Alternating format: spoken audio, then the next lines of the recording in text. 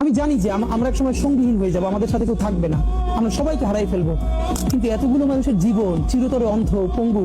কিন্তু এটা আমি অনেকবার বলছি, ঢাকা বিশ্ববিদ্যালয়ের মসজিদ থেকে নামাজ পড়ে বেরোচ্ছে। টিআইটি ওয়ার্ল্ড একটা ছেলেকে ইন্টারভিউ করবে, জুলাইয়ের আহত।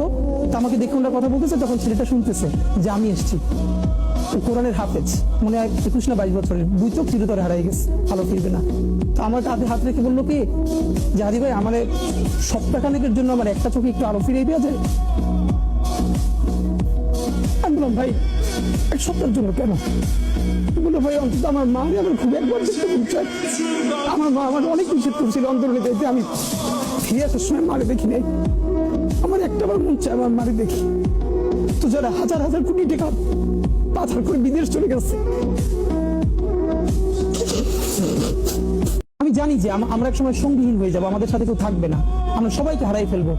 কিন্তু এতগুলো মানুষের জীবন চিরতরে অন্ধ পঙ্গু। কিন্তু এটা আমি অনেকবার বলছি, ঢাকা বিশ্ববিদ্যালয়ের মসজিদ থেকে নামাজ পড়ে বেরোচ্ছে। টিআইটি ওয়ার্ল্ড একটা ছেলেকে ইন্টারভিউ করবে, জুলাইয়ের আহত। তো আমাকে দেখে ওনারা কথা বলতেছে, তখন ছেলেটা শুনতেছে যে আমি এসেছি। কোরআনের হাফেজ, মনে হয় 21 না 22 বছরের, 2 চোখ চিরতরে হারাই গেছে, ভালো ফিরবে না। তো আমার কাঁধে হাত রেখে বললো কি যে হাদি ভাই, আমার সপ্তাহখানেকের জন্য আমার একটা চোখে একটু আলো ফিরে দেওয়া যায়।